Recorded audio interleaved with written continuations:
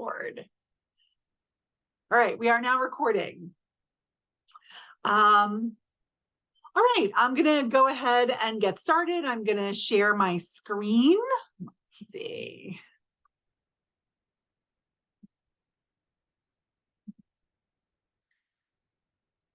So you should be seeing my PowerPoint slides.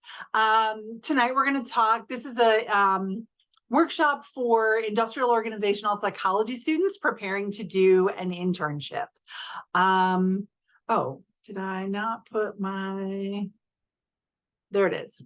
If you would be so kind, I need to justify my existence. So if you would be so kind as to scan the QR code and check in, this should bring you to an app in Handshake called Handshake. And all you need to do is enter your Westchester University email address or ID number, and it will check you in. You should get a little green bar that confirms you are checked in.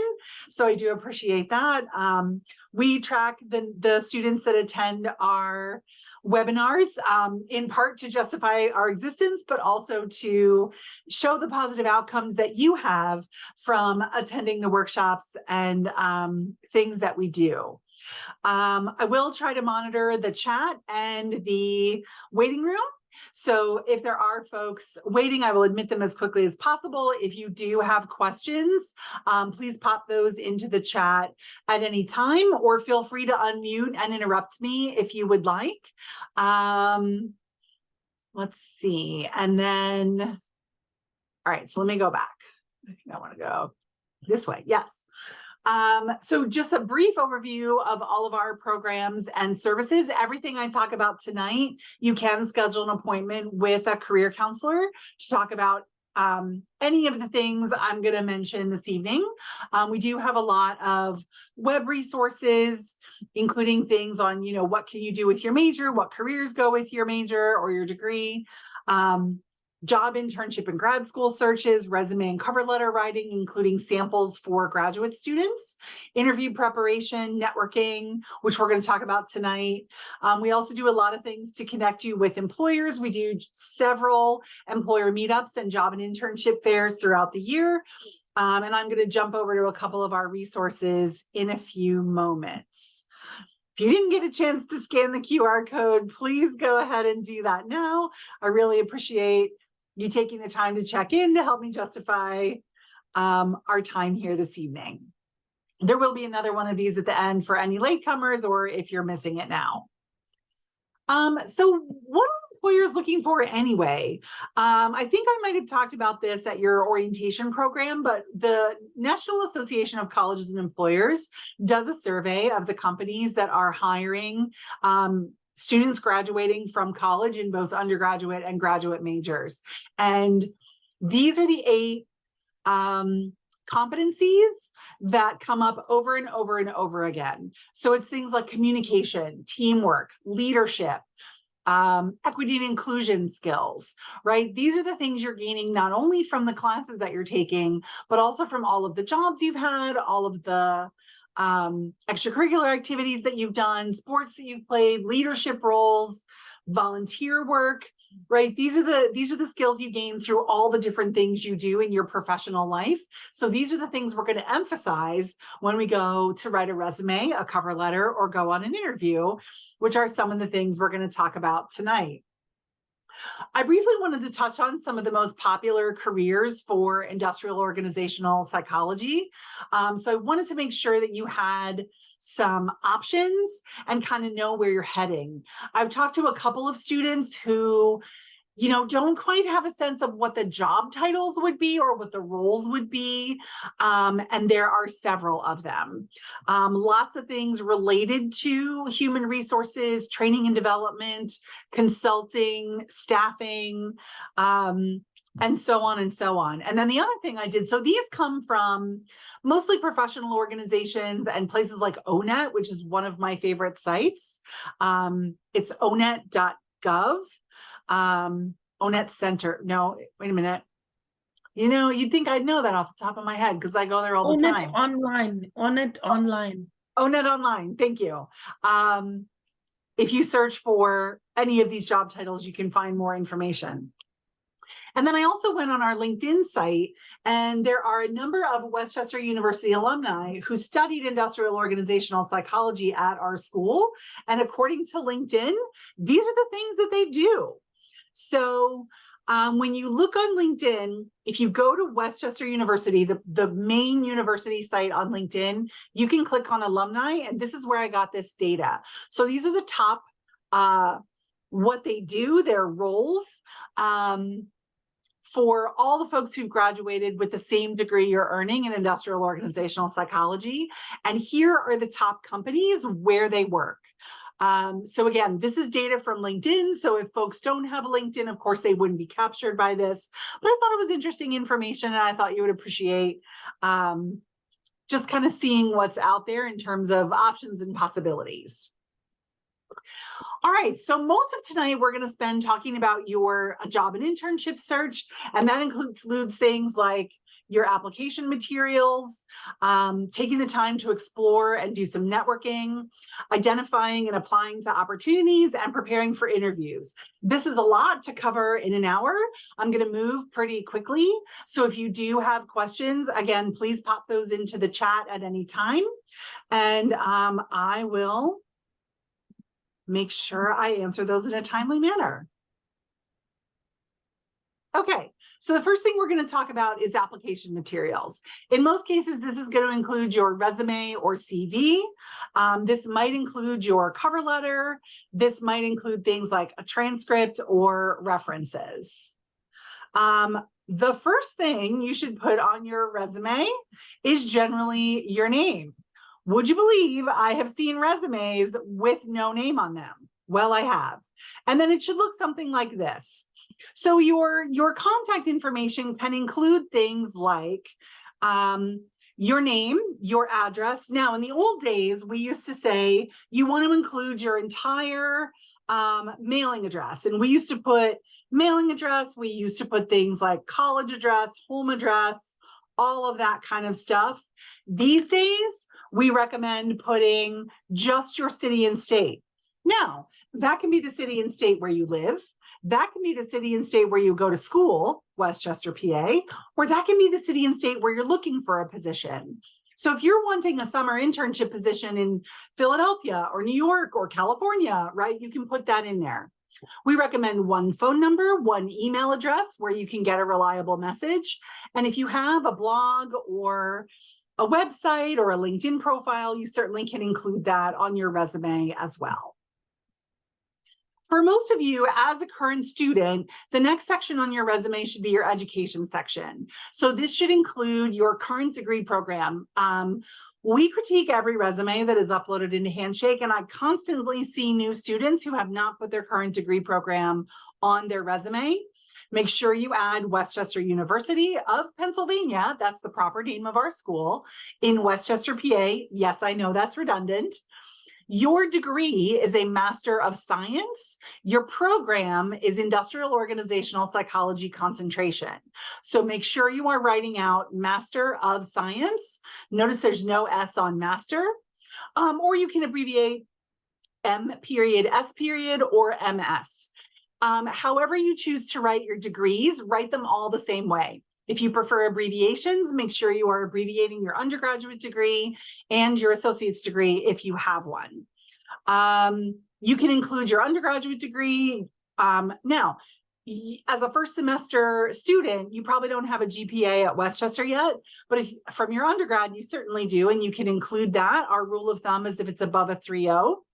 You can also include things like relevant coursework, study abroad, any of those kinds of things. Let me see, a few folks joining us late. And then for most of you, the largest and most important section of your resume is going to be a variety of experience sections. And this could include things like work experiences, internships, extracurricular activities, any sort of sports, clubs, research, leadership, coursework, even coursework and projects or research can absolutely be included. For every single experience that you list, we need 4 key pieces of information. So that includes your job title or role, even if it's just volunteer, the organization or company name, the location with city and state or city and country, if it was outside the US, and then the range of dates that you work there. So in the case of your education, we typically only need the month and year of graduation, even if that hasn't happened yet. But for jobs that you've had, we need the full range of dates. For anything you're still doing now, you can use to present or to current. Now you can break these up into a couple of different sections. So let's say you have related experiences to where you're headed long-term in industrial organizational psychology. You could put related careers or related experience. You could put consulting experience, human resources experience, and list everything together. You can also separate out your work history from your volunteer experiences, although you don't have to do that. As long as everything is there and all 4 pieces of information are there, you're good to go. And then you do want to make sure that you're describing your experiences. So we always need the who, what, when, where, how, why. This is the part of the resume that really tells an employer what you are capable of doing, what your skills are, and what you bring to the table. And anything here we can quantify is always a good idea. So who were you working with? If you're working with people, how many people? What was their age range or grade level? In what capacity were you working with those people? Were you supervising them? Were you hiring them? Were you coaching them, mentoring them, right? You want to be clear and explicit about how you are working with folks and who you are working with. Any kind of outcomes or accomplishments that you can share about a job is always useful on a resume. That's actually the most important part. Any kinds of like how you're doing your tasks, how are you spending most of your time? What are you most proud of from the various experiences that you've had? And is that reflected on your resume? Where were you doing your job? Why were you doing these tasks? Were there any outcomes or accomplishments? And again, what can we quantify? So we usually can quantify things like money. Were you the treasurer for your organization? What was your budget? Have you done fundraising? What was the dollar amount that you fundraised? And what was the charity that it went to? Were you working with people? How many people? Were you working with, were you doing a task regularly where I can say, oh, I did this 10 times a day or 15 times a week, right? Anything like that that you can quantify always helps a resume. Were you running social media? There's a ton of things you can quantify around social media. Did you increase the Instagram following by 25%? That's the kind of thing you can put on your resume. So this is really the most important part, and the part that you really want to make sure you spend some time writing in bullet point format. Okay. There's a lot of other kinds of content you can use on a resume. So any kind of volunteer experiences, military experiences, things like grants, conferences that you may have attended. Certainly if you've presented at a conference or been published, you absolutely want to include those things. Any kind of activities, awards, honors, recognition, professional development. If you already have licenses or certifications in your field, you certainly can include that. Usually things like exhibits and portfolio more in a creative field, but you certainly can include those things too. For someone who is starting out, this is in the chat. By the way, if you have questions, please put them in the chat. For someone who's just starting out who does not have experience, what would you recommend highlighting? So anything that we've got that is related to where you are going. Every job that you've had is going to have related experiences. And what I mean by or transferable skills. If you have worked in retail or food service or lifeguarding, as so many college students have done, think about the things you have learned in those jobs. You have learned to show up on time, dress appropriately. You've learned to deal with a supervisor. You have maybe learned to train other people. You have probably learned excellent customer service skills if you have worked in food service or retail, or you've certainly learned patience, if nothing else. That's the kind of stuff that you can highlight even if the jobs you've had are not directly related to the job you are going for now. Hopefully that answers your question. What not to include, please, under no circumstances should you ever put a photograph on a resume. And a lot of resume templates online will have a space for a photograph. The reason not to include this is because of bias in hiring. If you have ever applied to a job, uploaded your resume, and then had to retype the whole thing, which I know is so frustrating, that means the company is using an applicant tracking system. Applicant tracking systems are designed to reject documents and therefore candidates who put a photograph on their document. Don't ever put your picture on your resume or any other graphic or picture for that matter. Your parents will tell you to put references available upon request on your resume. Don't do that either. That's old school. If they want your references, I promise you they will ask for them and they should go on a separate sheet of paper. Nothing about hobbies, interests, personal information. You know, I've seen people list their children's names. None of this is appropriate for a resume.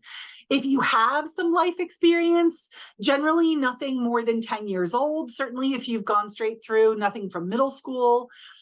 If you're an adult, nothing more than 10 years old, or really nothing related, completely unrelated to your current search. For example, if I start writing my resume and I tell you that I love to knit and I like candlelight dinners and long walks on the beach, now suddenly I'm writing a personal ad and I'm not really writing my resume anymore. So you might think your hobbies and interests are fine for a resume, but you don't want it to sound like a personal ad. So if you have been doing something since you were 3, I don't know, playing piano or riding horses or dance, whatever. If you've been doing something like that forever, I bet there's professional organizations you have belonged to or competitions you have participated in or awards that you have won. That's the stuff that's resume worthy, not 3 pages of dance when your goal is an industrial organizational psychology internship. So you want to be very cautious of including things that are not related. Some visual considerations. Now, again, with applicant tracking systems, you have a little more leeway in terms of your length because the applicant tracking system is not concerned necessarily with the length of a document. A human might be. So when a human is looking at it, we generally want 1 to 2 pages maximum, 10 to 12 point font size. We kind of want it simple but elegant. There are a million templates online and they're fine, but applicant tracking systems usually can't read them. So you may want something a little plainer, simpler, and more elegant for uploading into when you're applying to jobs online. I strongly recommend that you name the document with your name. Every single resume that's ever been emailed to me is called resume or new resume or fall 2023 resume.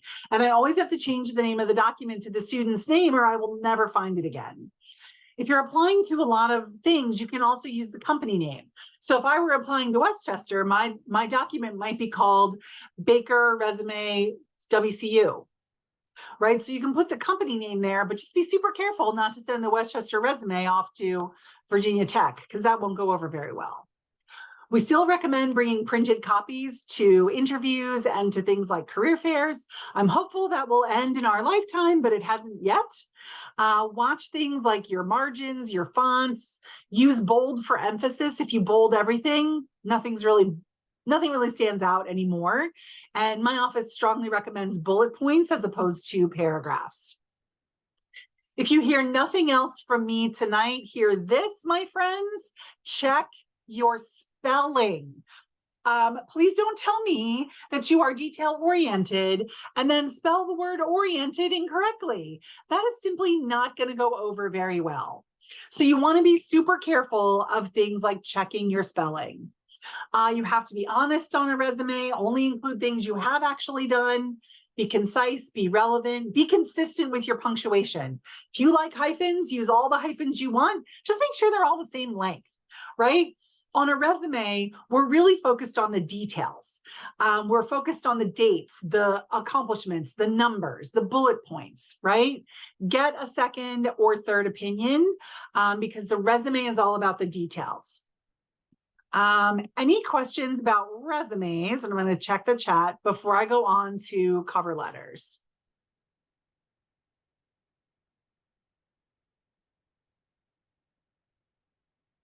So where a resume is the details, the facts, the dates, right? The minutia.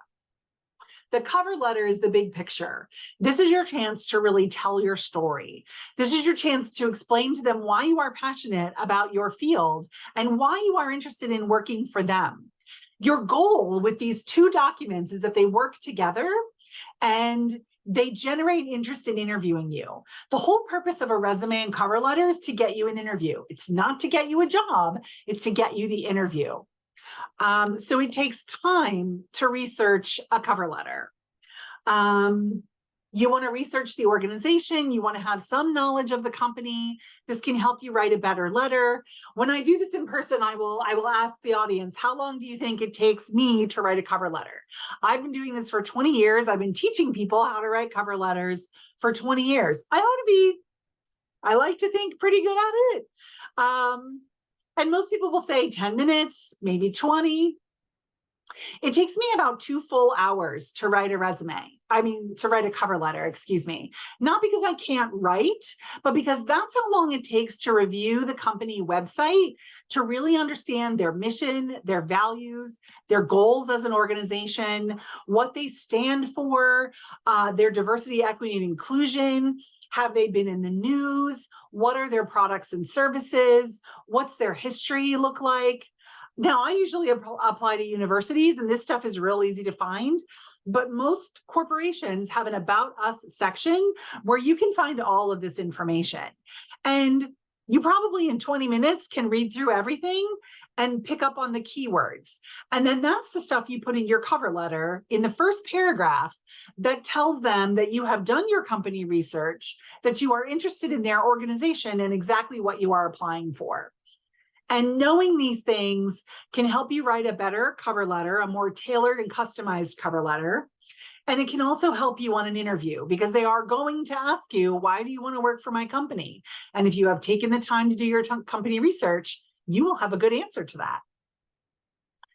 In most cases, a cover letter is 3 to 4 paragraphs at most. The first paragraph should be all about them. Exactly what job are you applying for? What is your passion? Why are you interested in the company? Demonstrate your company research. The middle paragraph or 2 are your value selling paragraphs. This is the place where you talk about how your background, skills, education, and ability match or fit with the job description. So if you are applying to 10 of the same kind of job, those middle paragraphs are probably going to be pretty similar. The first paragraph has to change for every letter. And then if the last paragraph can say, thank you, enclosed there's my resume for more information, please feel free to contact me at my phone number, my email address. I look forward to setting up an interview with you soon. That last paragraph can stay the same for every single one you send out. You have to be careful. If you rewrite the company name in the last paragraph, you have to be real careful to change it on every single one, because I know you're up at 3 a.m. doing these things, and you don't want to send that cover letter off where in the first paragraph it's right and in the last paragraph it's wrong. So do yourself a favor, change the first paragraph for every letter, change the middle paragraphs to match the job, and keep the last paragraph the same for every letter. Excuse me, one exception to that. If they ask you in the application to talk about your salary expectations or your willingness to relocate, I usually would put that in the last paragraph, but that's the only time I would really change up the last paragraph, in my humble opinion. So the format, proper business letter format, starts with your return address at the top. Now, if you don't want to put your full address because you haven't put it on your resume, you can literally copy and paste the heading from your resume here and then start with the date. That should be today's date, whatever date you're actually applying for the position. Ideally, we have a name. So a name, a job title, a company name, and an address. If we don't have a name, we can use something like Dear Hiring Manager, Dear Recruiting Coordinator, Dear Internship Coordinator, Dear Human Resources. Any of these would be appropriate. Do not use To Whom It May Concern. Well, I guess you could use that. Certainly do not use Dear Sir or Madam. That is old school and not necessary. Your 3 or 4 paragraphs, sincerely, and your name at the bottom. We still use sincerely, and we want to leave a space as if you were going to sign your name in ink. Once upon a time, in a galaxy far, far away, when I graduated from college, you actually had to sign your name, fold this up and put it in an envelope and lick a stamp to apply to a job. You don't have to do that today. So there is absolutely no reason to sign your cover letters. You don't have to print them out and sign them. We don't need an electronic version of your signature. And we certainly do not need a scripty font with your name typed above your printed name. Just format it with a blank space as if you were leaving space to sign your name, but don't. Hopefully that makes sense. So what I see, the common mistakes I see in cover letters are generally poor appearance. It's not written well, grammar and punctuation, check your spelling. Things like gross exaggeration, don't tell them that you've done something you haven't done. There's no need to be aggressive, but by the same token, we don't want to be self-deprecating, right? Don't tell them what you haven't done. If all they know about you is these 2 documents with your resume and cover letter, don't spend space on that telling them what you can't do or have never done. Use all of that space to be positive and tell them what you do have, what you do bring to the table, why you are the best candidate for the position. The other thing I would say is the overuse of the word I. It is really, really easy on a cover letter to write, I'm applying for this job. I'm interested in your company because I support your mission.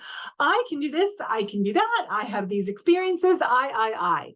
It's really boring to read.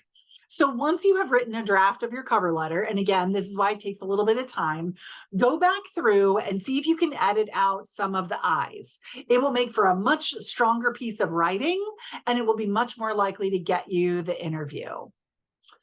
Just going to check the chat. No questions.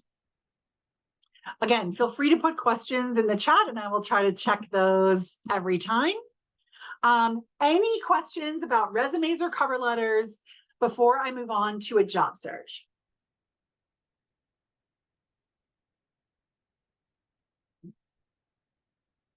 Am I doing this good of a job, or have you all fallen asleep? Okay, we'll move on. So I want to talk a little bit about how to find opportunities. Oh, there's something in the chat. Somebody's awake. Yay. Okay, your professor's awake. I hope that the rest of you are too. All right, so there's a lot of ways of finding a job, and still today, the single best way to find a job is through networking. I know, everyone's favorite thing. We're going to talk about how to make that a little bit easier. A proactive way of doing a job search is to go out and find the companies you are most interested in working for, and then look for your best fit position. If you're sitting at midnight scrolling through your phone and quick applying on LinkedIn, this is not going to get you interviews, and this is not going to get you a job. This is probably the worst time to find a job I've ever seen in 20 years of doing this job. And I don't say that to scare you. I've been in higher ed career counseling for 20 years. I have worked with both undergraduate, graduate students, and alumni during all of that time. Every single student I'm working with is getting about 1 interview for every 10 applications that they are submitting. Now, again, I don't say this to freak you out. I say this to manage your expectations. So if you're hesitant on networking is going to get you a much more positive response than quick applying into the void with 1,000 other people, right? Those quick apply jobs are likely getting 1,000 applicants. It's really hard to stand out among 1,000 people. But if someone can put in a good word for you or give you the name of the right person to talk to, that's going to open a door for you in a way that quick applying never will. Taking the time to write a strong cover letter and do your company research is a much better way to get an interview than the quick apply method. Oh, there's a group on LinkedIn. Fantastic. And you can use that to network with alumni from the program. Excellent. All right, so some other things you can do. So who is in your network? Well, literally everyone, your friends, your family, all the people on this call, all the people in your classes, all of your faculty, all of your mentors. Many of you have jobs. Your supervisors, your coworkers are all part of your network. If you've ever attended a conference, every single attendee at that conference is potentially a member of your network. Any social event you go to, if you're going to a Halloween party, guess what? All of those people are in your network. All those people at your gym, your doctor, your hairdresser. Hairdressers know everyone. If you need it in, ask your hairdresser. Your alumni association. And we do a lot of employer meetups and career fairs. And a lot of the folks that are there to network and to get to know you. we're going to hold our breath and see if the technology works. The Muse is, I think it worked. The Muse is one of my favorite websites, has been for 20 years. And basically, they have all kinds of free content on how to do a job search. So this is everything they've got on networking. But you can look at their stuff on resumes. They have a ton of samples, cover letters, interviewing, how to handle a job offer.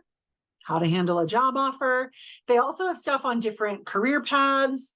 There is a job search site. There's a lot of stuff on diversity and inclusion. Their articles are fantastic. You can sign up for their emails, which are free. You can follow them on LinkedIn, but I really love their stuff on networking. Or if you're Googling how to do any of the things I'm talking about tonight, please Google the Muse resume summaries, the Muse. How to put my education on my resume, the Muse, how to write a good cover letter for industrial organizational psychology, because their stuff is excellent. All right, now let's see if I can switch back. And then the other thing I wanted to show you is our website. So the Career Development Center has this section for graduate students, any Westchester University site, and you can, actually, I will pop both of these into the chat. From any Westchester University site, you can search for career and you will find us. And then let me send you the main page for graduate students. So from here, we've got some stuff on career exploration, on resumes and cover letters, including samples, networking, everyone's favorite thing, job search, interviewing, and identity-based resources. Basically all the things I'm talking to you about tonight. So if you need more information, you can check all of these out. Some of them have, there are videos, there are tips, there are samples, all the good things. All right. See, is that working? I think that's working. Yes. Okay.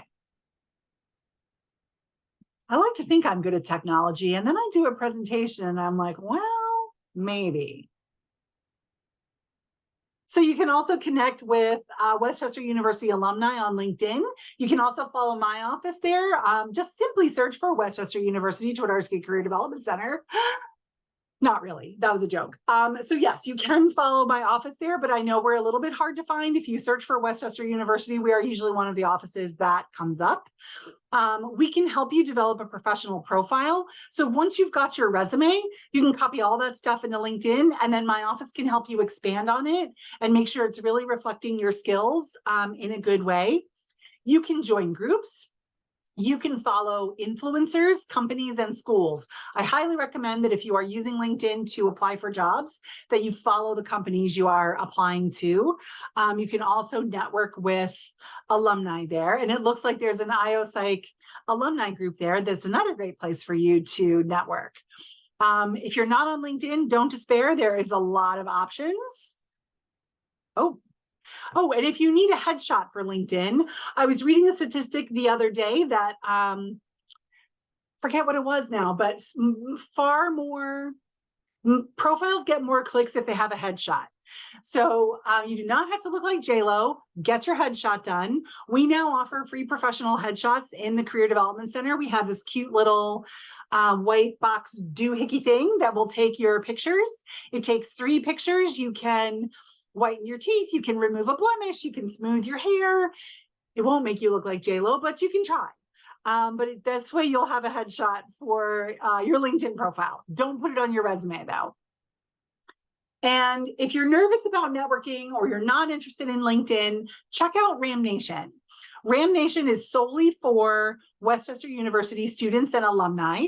all of the alumni on this platform specifically want to mentor and work with our students. So this is a great place to look for flash mentoring. You can search for folks by their major, by what they studied, by the industry that they work in, all of those kinds of things, right? So clubs that they may have been in, sports that they may have played. So look for people who already have something in common with you or work in the industry you're planning to go into. I suspect you will have a positive response from folks here. And I don't think I have a slide on this, but let's talk a minute about what networking is and what it isn't. Networking is not asking for a job. So if we were in person, I would go around the room and I would say, do you have a job for me? Who can hire me? Do you have a job for me? Do you have a job for me? If anyone here has a job for me right now, I'm a career counselor in higher education, pop it into the chat. Maybe I'm interested. Not really. But here's the thing. Could any of you tell me what it's like to be a graduate student at Westchester University? Yes, you could. Could you tell me who the best professors were at your undergraduate institution? Of course you could. Could you tell me the best pizza in town? If you've found it yet, probably. Could you tell me what the application process was like at Westchester University? Yes, you could, because you have been through all of those things. Now, you can't admit me to the program. You can't hire me for a job on campus, but you can give me your opinion on the things that I might be asking about or might have questions about as an interested person.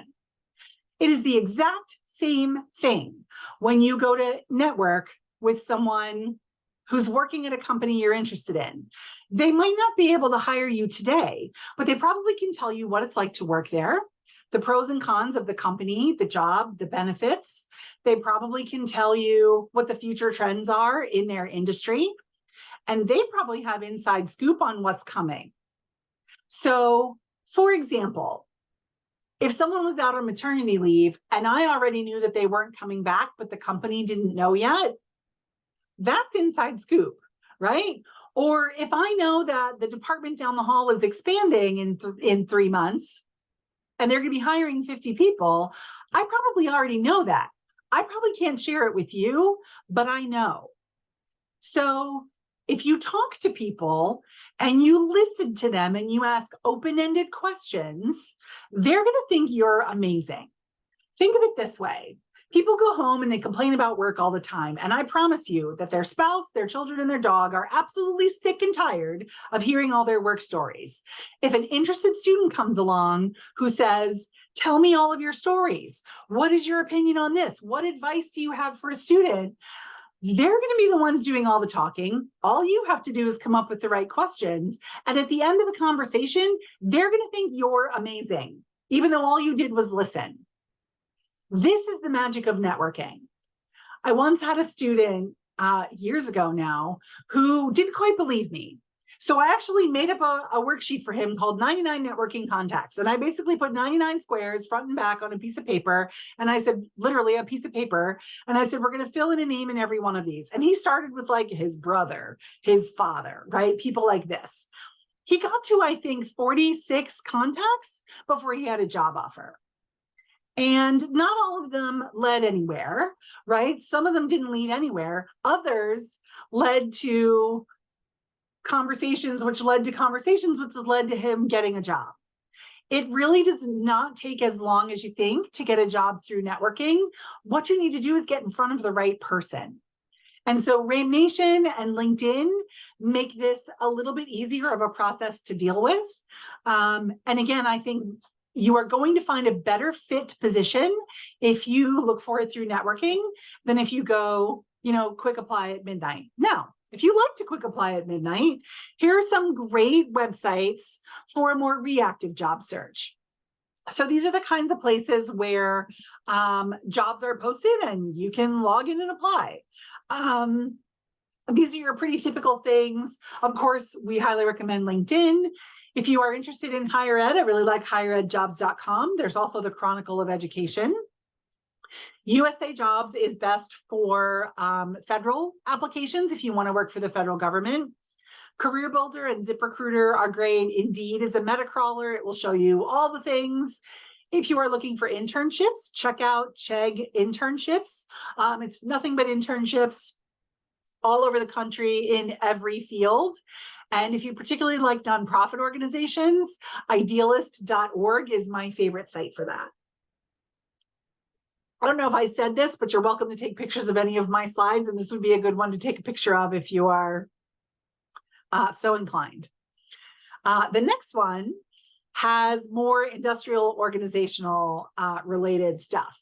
So I was Googling and trying to find professional organizations in industrial organizational psychology, and I came up with 8 of them.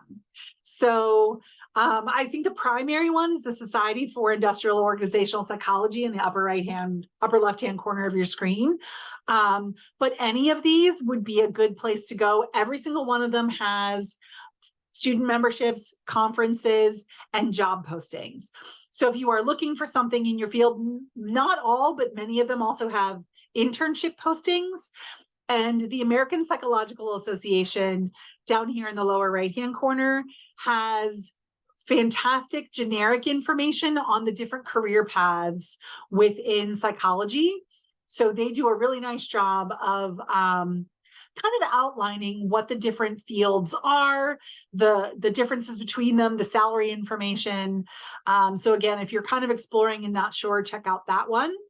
But any of these would be a great place to look for an internship or a job after graduation, or simply more information on what goes on in your field. Okay. Handshake. So all of you have access to Handshake. This is where you signed into the webinar to help me justify my existence. Handshake is the #1 place that college students find jobs today. You can download the app from your app store, and you can search for job postings. And I had it in my notes, but of course I can't see it. I was looking the other day. I want to say there were maybe 30 to 40 internships posted and maybe about 100 jobs posted related to industrial organizational psychology. Now I say related, I was doing a couple different kinds of searches. I was, trying to find things in a couple different ways. You can use a keyword search. You can use a location search. If you prefer remote or in person, right? You can do all of that on Handshake. This is also where you would make an appointment with a career counselor to talk about any of the things we've touched on today. You can also do some company research here, and it's a great place to network with all of the other students from all the other 1,400 some universities that are on Handshake as well. All right, so now you've applied for jobs, you have updated your documents, and now you have an interview. So let's talk about what to wear to an interview. A suit is the most conservative. I don't think you necessarily have to be in a suit unless you're going into a more conservative field like finance, consulting, or accounting. But if you are, right, we want the best version of you when you go on an interview, the most confident version of you. So a dark suit is the most conservative, but you certainly could wear a sweater or a jacket and a dress. We want to go easy on things like makeup, nail polish, jewelry, that kind of thing. Make sure your hair and any facial hair is neat and clean and trimmed. This is the time to brush your teeth and wear deodorant, my friends. Take a shower. You don't want to be remembered for your bad breath or your crazy blue eyeshadow. You want to be remembered for your skills and abilities. So I want you to be the best possible you when you go on an interview. If you can wear an outfit that inspires confidence, confidence will take you farther in an interview than pretty much anything else I've said to you tonight. Please do not wear torn clothing, strappy dresses, mini skirts, joggers. Basically anything you would wear to the beach or the gym is never appropriate for an interview. If you're fussing and constantly with your clothes or your hair, that's not a good look. It's going to make you look nervous. So again, try to wear things that you're not like fussing with yourself the whole time. And I always say go easy on the perfume or the cologne. Most people don't wear it. And then when they do wear it, they put on too much. And I know you've smelled those people. So a lot of people are allergic. So we do not recommend that. Any questions about what to wear or not to wear to an interview? My sister-in-law is a principal of a school, and she is constantly complaining to me about teachers that come to interviews in flip-flops and sundresses and shorts, and she doesn't hire them. And then they probably wonder why they're not getting offers. And it's because they're not presenting themselves in the appropriate way. Just in case the suit is back home or you don't have something or you're not sure, we do have a career closet located in the Career Development Center. We're in 225 Lawrence Hall. It is free to all Westchester University students and part of the resource pantry in conjunction with the Center for Civic Engagement and Social Impact. We have everything from business casual to business professional. They've really done a nice job of zhuzhing it up this semester, so it looks fantastic. There are a lot of options for all sizes and gender expressions, and you are welcome to take one piece or a whole outfit. We have everything from suits, shirts, ties, skirts, dresses, pants, jewelry and scarves. There are even coats in there right now. So if you need something for an interview, please go help yourself. Make sure that you bring copies of your resume to an interview and your list of questions to ask, which I'll touch on again in a moment. If you have one of those Padfolio things, I think that's always a good idea. Make sure you turn your cell phone off before you walk into an interview, or I guess if you can't turn it all the way off, at least turn the sound off so it's not beeping, and certainly if it does, don't answer it. And of course, we want to bring our attitude, which I used to hate it when people said to me, bring your attitude. But listen, your confidence and your attitude is going to take you farther in an interview than anything else. So if you are not feeling confident, go to the restroom on your way into the interview and stand like Superman or Wonder Woman with your feet shoulder width apart, put your hands in fists on your hips, smile at yourself in that mirror. If you can do that for about a minute, that's going to do more to boost your confidence than you would actually imagine. Studies have shown, psychological studies have shown. Yes. So I've used this picture of this lady for years. I think she looks terrified. And I think this is how most people feel about interviewing. I tend to think an interview is just about the most awkward social situation we're ever in as human beings. So I want to touch briefly on some key points about interviewing. If there are questions, please do pop them into the chat. Okay. So the first question of every single interview is almost always something to the effect of tell me about yourself, or walk me through your background, or walk me through your resume.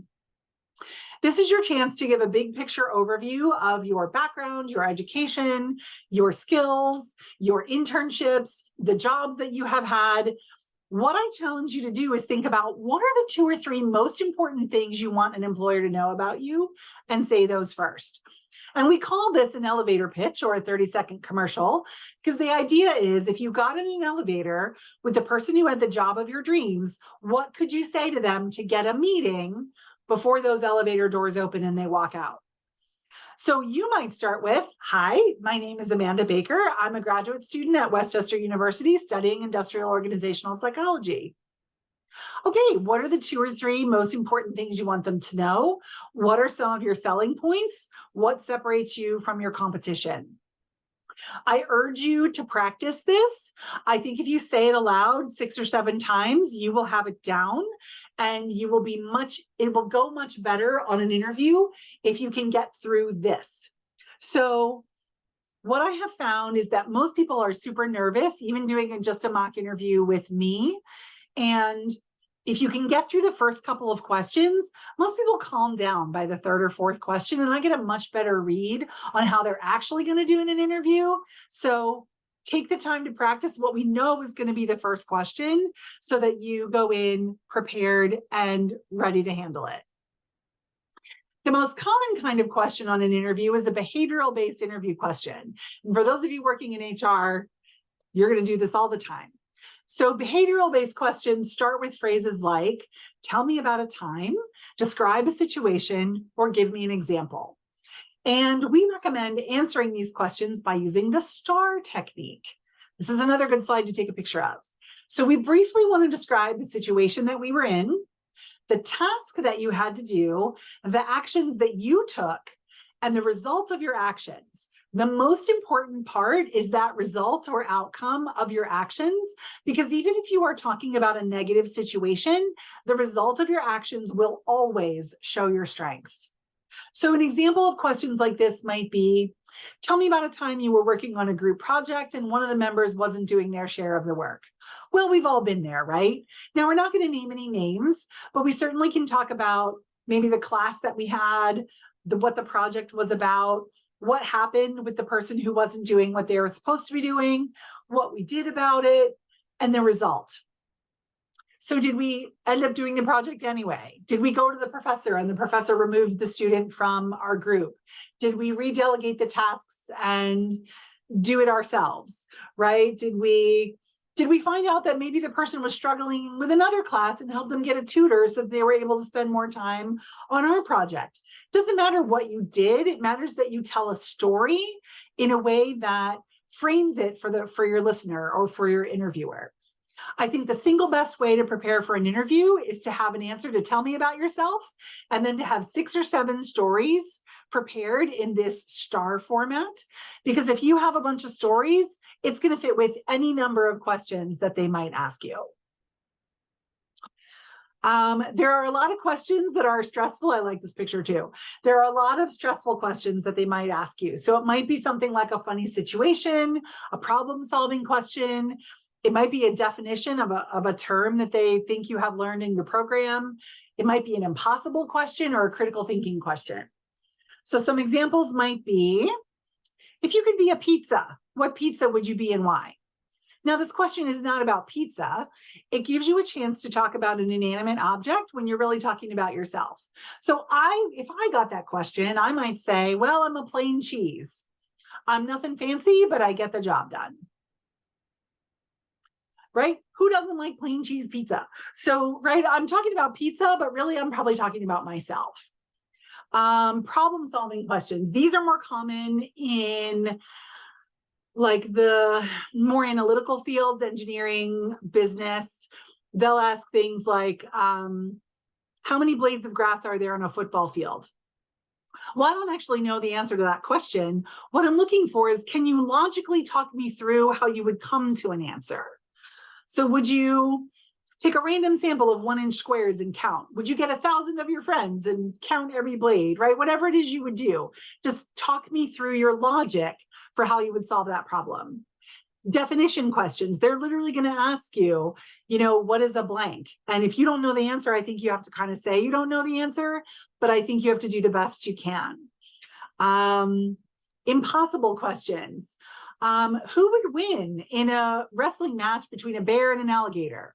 Well, there's no wrong answer here.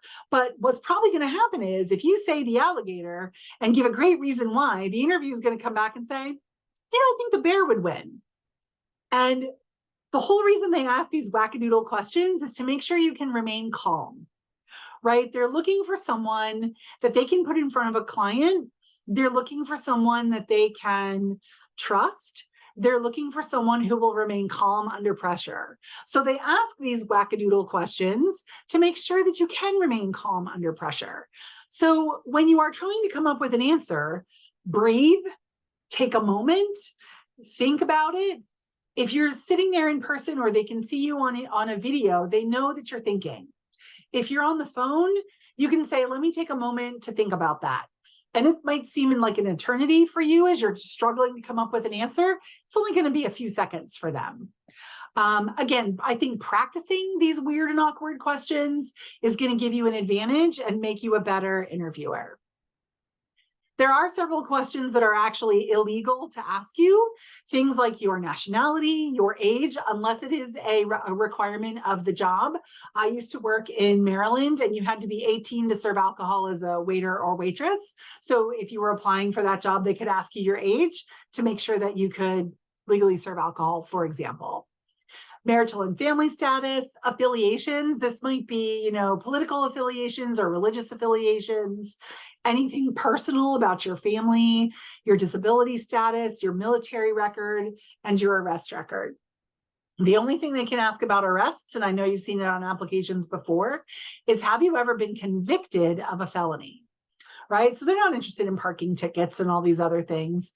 So there are certain things they can ask you if it is related to the job, and a lot of things are illegal.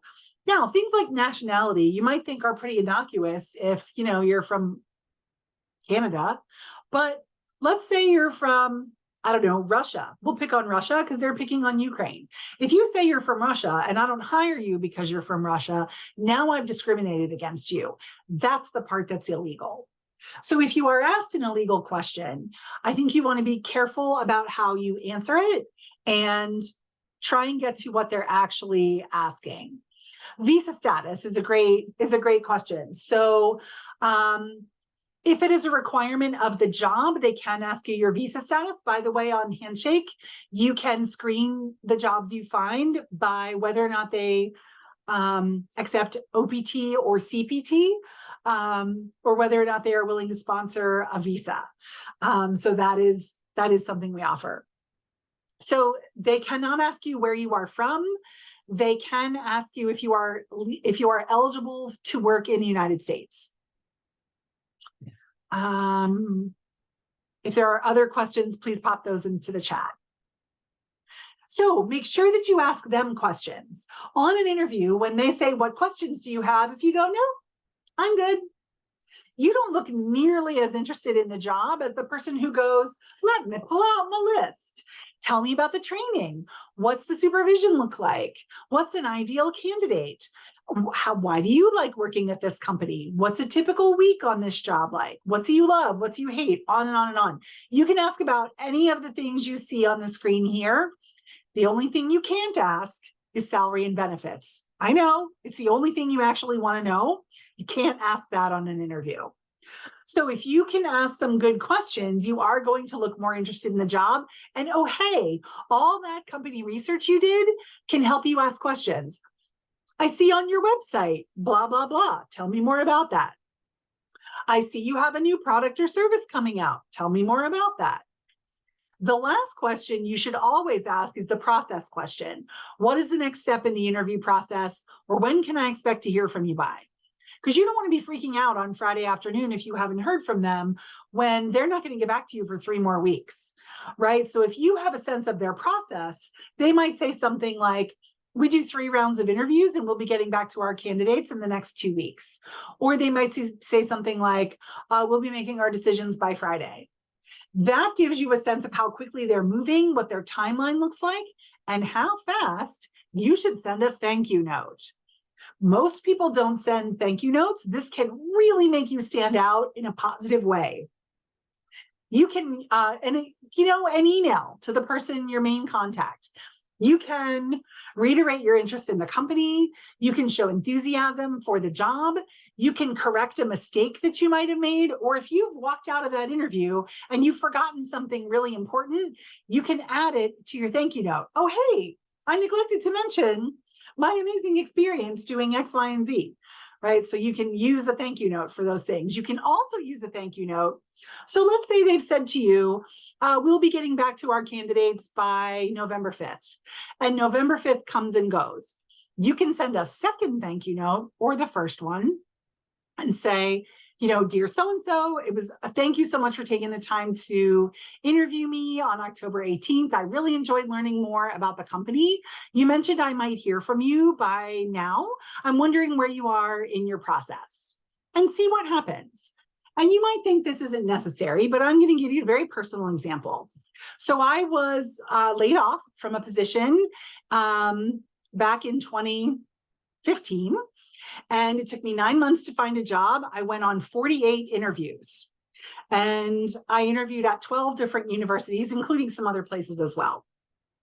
And one of the places I interviewed, they did like a video interview and they said they'd get back within 2 weeks. 2 weeks comes and goes. I haven't heard. So I send off my little, hey, just checking in. I was real excited to schedule an in-person interview. Let me know where you are.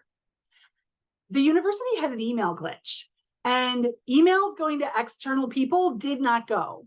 So they invited 3 people to come to on-campus interviews and not one of us got the email. And I'm the only one that followed up about it, that took the initiative to say, hey, I haven't heard from you yet. Where are you in the process? the VP, who was my contact, called me that night and said, "What do you mean you didn't get an email?" And I said, "Trust me, I have checked up, down, and sideways in my junk mail because I was interviewing at 12 different schools. I did not get an email." So they ended up sending me the information again, and I was able to schedule an on-campus visit. Now, that was an email glitch, right? Nobody would have known that that happened. So the university was thinking, none of our candidates want to come and interview with us. And the candidates were all thinking, I guess they've moved on with someone else. Take the initiative to find out because it could get you the job. And yes, they did hire me. Okay. Practice makes perfect. Practice, practice, practice. You have to know yourself. You have to be able to maintain your composure. You want to practice telling your stories and talking about your skills and strengths and your weaknesses and talking about your professional experience. So I urge you to practice. You can schedule a meeting to talk about interviews. Generally, you can schedule a mock interview with one of our staff, like myself. You can also use Big Interview as a means to practice. So Big Interview, you can choose a bank of questions related to your industry. You can record yourself answering those questions. Hopefully it will build your confidence. Plus they have a ton of video content on resumes, cover letters, interviews, salary negotiation, more than you ever wanted to know, but great content. It's part of the single sign-on. You can get there with your Westchester University email address and password, and really check out their information. If you were late to the party, I would appreciate you scanning this code and checking into Handshake to help me justify my existence.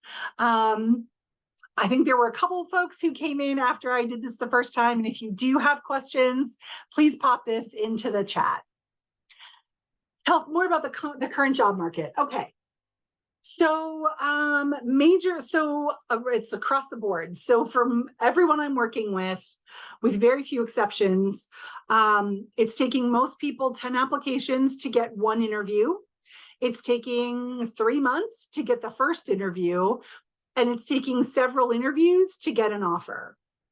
The news will tell you it's a buyer's market and that it's a great job market out there. And yeah, there are a lot of jobs posted, but the students I'm working with are not getting to the interview process. So I urge you to apply for more things than you might need to. This will give you more choice. If you can get 1 or 2 interviews for every 10 applications, and for every 5 interviews, you can get 1 or 2 offers, then you're going to have some negotiation power and some choice. The only industries I'm seeing that are easy are accounting, nursing, and I guess that's about it. Is there one other? I feel like there was one more, but it's mostly students I don't work with. But yeah, across the board, I'm just seeing that it's a really tough time out there. Let me put up my contact information. So maybe, possibly.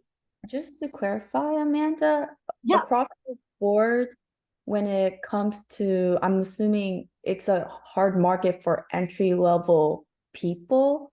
Yes. So you said it was a buyer's market. So those with experience wouldn't finding a job too difficult unless they're transitioning into a different sector. Is that correct? So I'm working with 5 or 6 folks who are 2 to 5 years out of Westchester. In their mid-20s. I've got a couple folks in their 40s. It's taking 6 to 9 months to find a job. And they are in a wide variety of majors. Some of them have graduate degrees, some have undergraduate degrees. They're going into a wide variety of industries. I'm not seeing anyone who has it easy except accounting and nursing majors, quite frankly. All right, and again, I don't say that to freak you out or to scare you. I say that to manage your expectations so that you will think carefully about the places where you are applying and make sure that you are, asking the right questions and using your network. When should you send the thank you note or after an interview? I would say the same day or the next day. send out that thank you note as quickly as you can. If you feel like writing, an old-fashioned thank you note and putting it through the mail, you certainly can do that, but I would say time is of the essence. Your professor is heading out for a graduate open house. If you have questions, you can schedule with her anytime. I'm going to stop sharing my screen. I will hang around for a few minutes if anyone does have questions or concerns. Thank you all for your kind time and attention. I hope this was a good use of your time. I hope you learned something, and I hope you have a wonderful, wonderful evening. Thanks, everyone.